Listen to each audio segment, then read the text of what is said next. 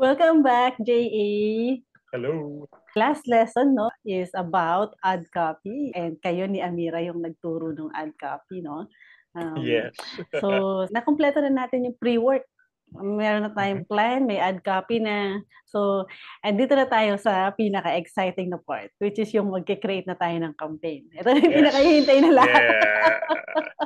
Yeah. Yeah. Alam mo yung parang ito yung ang tagal naman mag-create ng campaign. Ang dami ko nang ginawa. Wala pa ring campaign. Pero eto na, magki-create na tayo ng campaign. So, nag-login na ako dito sa test account natin. So, ito yung account na sinign up natin doon sa unang part ng lesson.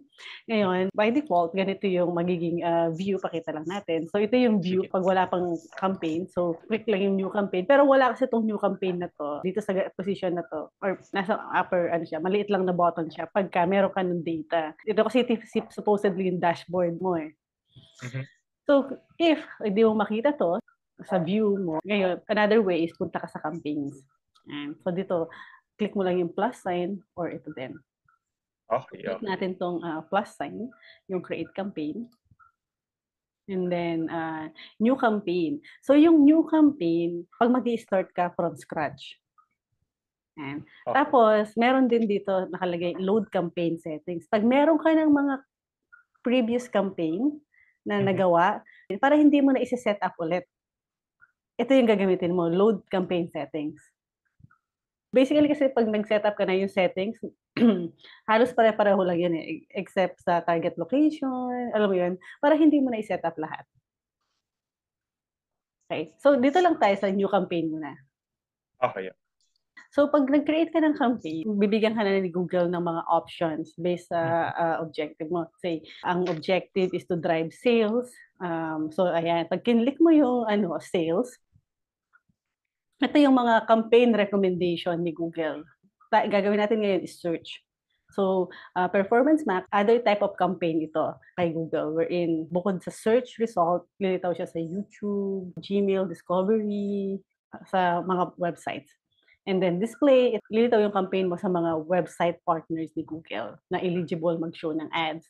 Shopping, ito yung sa Google Shopping to. Ito yung mga, may mga ads pag nagsa-search ka. May mga product images. Not sure if everyone's familiar, pero just quick overview kung ano tong mga nakikita ninyo to. And video, this is YouTube Discovery. Ito yung sa mga apps. Okay? And so, dito tayo sa search. Pero, ang dami pang option dito. Di ba? So, okay lang yun. Ngayon, tingnan natin yung sa leads.